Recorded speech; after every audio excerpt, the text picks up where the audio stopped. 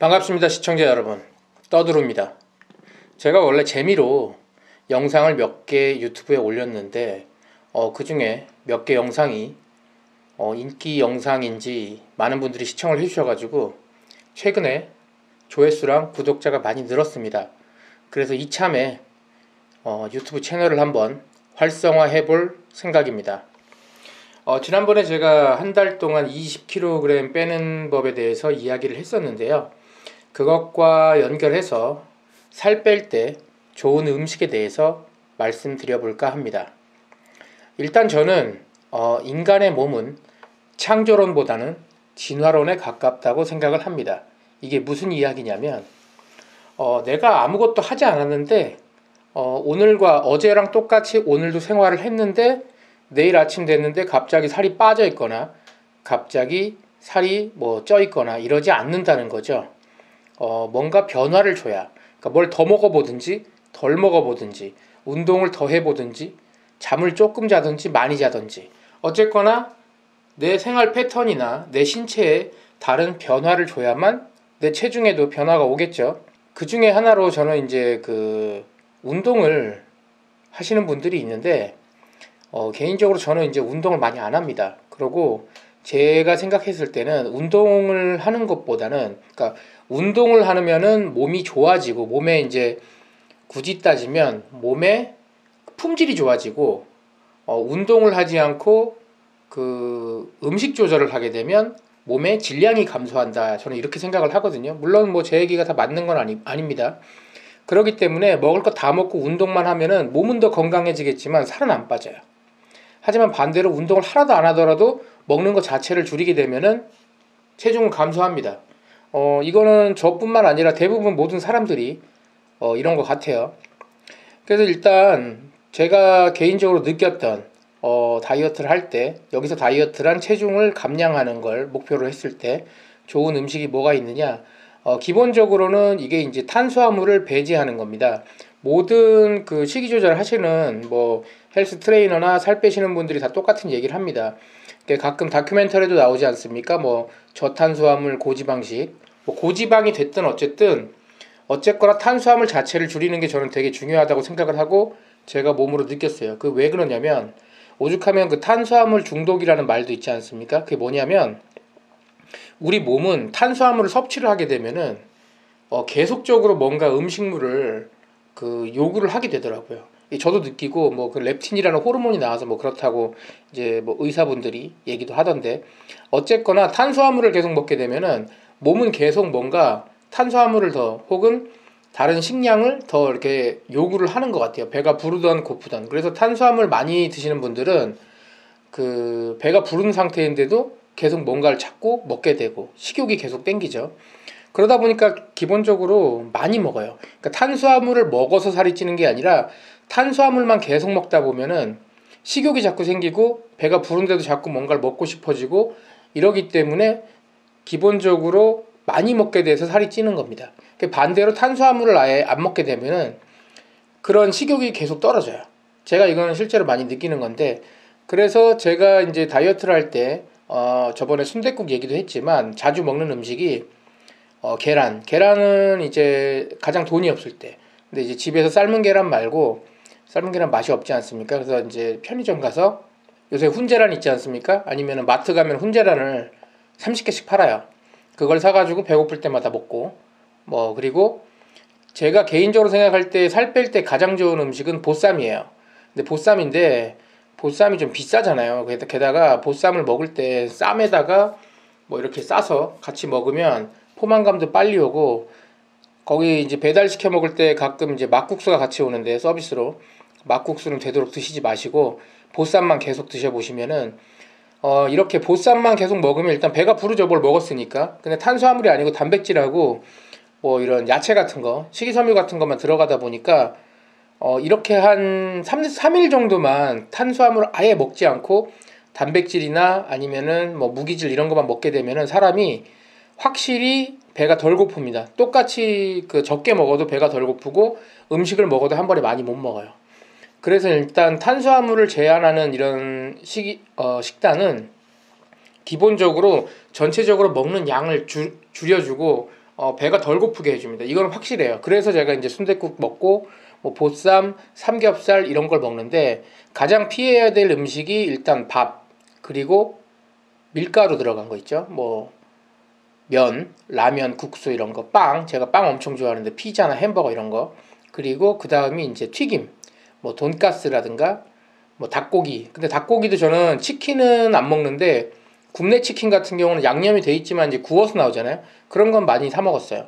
그러니까 제가 보통 배달 음식을 많이 먹는데 살 뺄 때 보쌈, 그리고 밖에 나가면 순댓국, 그리고 가끔 식당에서 점심 먹을 때는 순댓국이 너무 없다 이러면은, 아니면 질린다 그러면은 보쌈 정식 같은 데를 찾아요. 그럼 보쌈 몇 개 나오잖아요. 근데 밥은 안 먹고 반찬하고 보쌈만 먹거든요.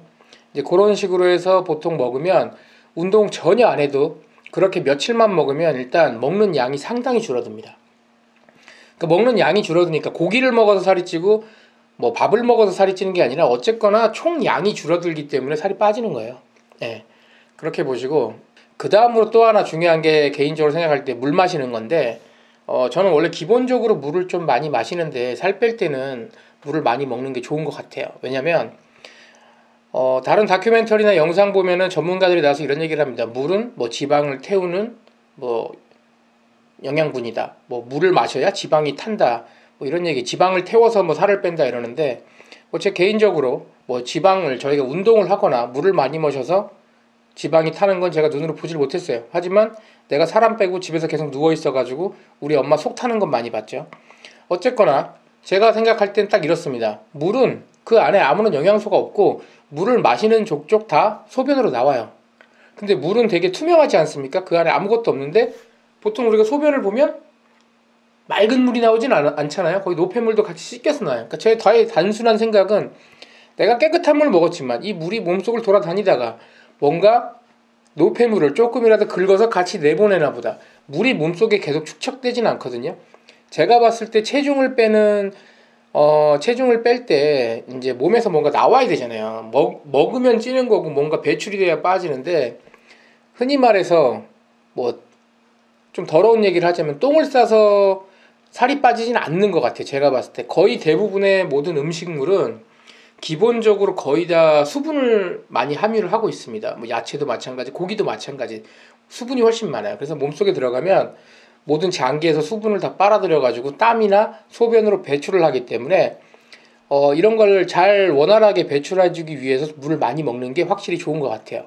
심한 경우에는 저녁에 물을 많이 먹고 자면 아침에 일어나서 몸무게를 재면은, 되게 심한 경우에는 하루아침도 아니지, 한 8시간, 10시간 만에 몸무게가 1.5kg에서 뭐 많게는 2kg까지 빠지는 경우도 있습니다. 물론 당연히 다시 아침에 일어나서 물을 많이 마시면 그만큼 또 찌겠죠. 몸무게는 늘어나겠지만 이게 며칠 동안 지속이 되게 되면은 상당히 잘 빠집니다. 제가 보통 탄수화물만 먹고 운동은 하루에 10분 이내로 하면서 물 많이 먹고 이렇게 운동을 했을 때 보통 빠지는 몸무게 양이 하루 평균 500g씩 계속 쭉쭉 빠져요. 물론 제가 더 뚱뚱하니까 많이 빠지는 거겠지만 저보다 날씬하신 분들은, 혹은 여성분들은 저보다 덜 빠지겠죠. 그래서 이런 얘기를 오늘 제가 좀 드리고 싶었고, 운동은 거의 안 하는데 저번에 제가 이제 사이클이나 플스 같은 걸 사서 뭐 집에서 사이클하면 좋다고 했는데, 그렇지 않고 제가 그거 외에도 가끔 하는 게 1시간씩 2시간씩 사이클 타면 살은 확실히 빠지는데 힘들잖아요. 그러니까 힘든 것보다 귀찮아요. 지루하고. 그래서 한 스쿼트를, 아니면 뭐 팔굽혀펴기 같은 거를 뭐 5번, 혹은 뭐 스쿼트를 뭐 20번. 왜냐면 어차피 많이 못합니다. 힘들어서. 근데 처음에는 이거 스쿼트 한 번, 5번, 10번 하는 게 뭐 효과가 있을까 이렇게 생각을 했는데, 그냥 안 하는 것보다 한 번 하는 게 낫겠지, 혹은 한 번 하는 것보다 뭐 10번 하는 게 낫겠지 하고 조금씩 했어요. 근데 제가 스쿼트를 10번만 해도 다리에 알이 배겨요. 왜? 운동을 하도 안 했으니까. 하지만 제가 느꼈을 때는 그렇게 스쿼트를 10번이라도 하고, 혹은 푸시업을 10번이라도 하고 물을 많이 마시고 자고 다음날 일어나면은 확실히 체중 감소가 조금이라도 감량이 더 되는 게 제가 느껴집니다. 그래서 운동을 저는 막 과격하게 막 오래 하거나 이러진 않고, 집에서 맨손 운동 할 때는 보통 5분에서 10분 정도, 그만큼만 합니다. 땀이 나냐? 땀 안 납니다. 예, 땀 나는 거 싫어해서 운동을 안 하는 거고 10분 이상 하면 힘들어서 하지도 못해요. 그 다음에 살 뺄 때 제가 개인적으로 이제 좀 중요하게 생각하는 게 바로 잠자는 겁니다. 확실히 잠을 조금 자면 살이 쪄요. 이게 왜 그럴까 처음에 많이 생각을 해봤는데 잠을 조금 자면 피곤해서 그 활동량이 더 많으니까 살이 빠질 것 같은데 맞습니다. 근데 잠을 조금 자면은 깨어있는 시간이 많지 않습니까? 그동안 뭐라도 먹어요. 뭐 하다못해 이런 설탕이 조금 들어있는 커피라도 한 번 더 먹게 된다는 거죠.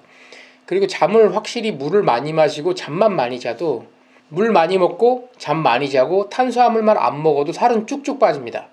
이걸 제가 상당히 많이 느꼈고 근데 제가 탄수화물 제한식을 하면 여러모로 좋은데 오래 못해요. 제가 해보니까 왜냐면 빵이랑 피자 이런 게 너무 땡겨. 그래가지고 요요라고 하죠. 그런 게 오긴 오는데 내가 좀 목표치를 설정해놓고 이 정도 됐으면 좀 먹자 이러고 먹고 다시 또 좀 빼자 하면 다시 탄수화물만 딱 제한하면 바로 쭉쭉 빠집니다. 예, 뭐 제 몸이 그런지 모르겠는데 제 주변에 제가 이 방법으로 추천을 했던 남녀노소 분들이 이렇게 해서 많이 뺐습니다. 그리고 또 하나 이렇게 탄수화물을 제한하게 되면은 가장 큰 몸의 변화가 뭐냐면 혈당이 내려갑니다.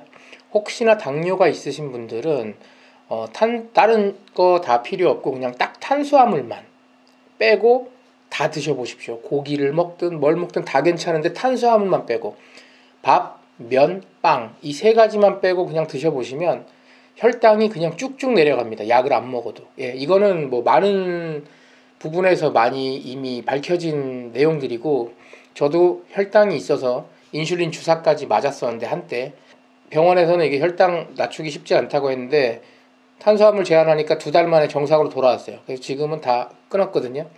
그러니까 뭐 저만 그렇다고 하실 수도 있지만 제 주변에 있는 당뇨가 있으신 어르신분이 있거든요. 그분도 제가 이 방법을 말씀드렸더니 그분은 원래 이제 혈당 낮추려고 운동을 엄청 많이 했었는데 운동 안 해도 돼요. 그러니까 탄수화물 딱 끊으니까 바로 혈당 내려갑니다.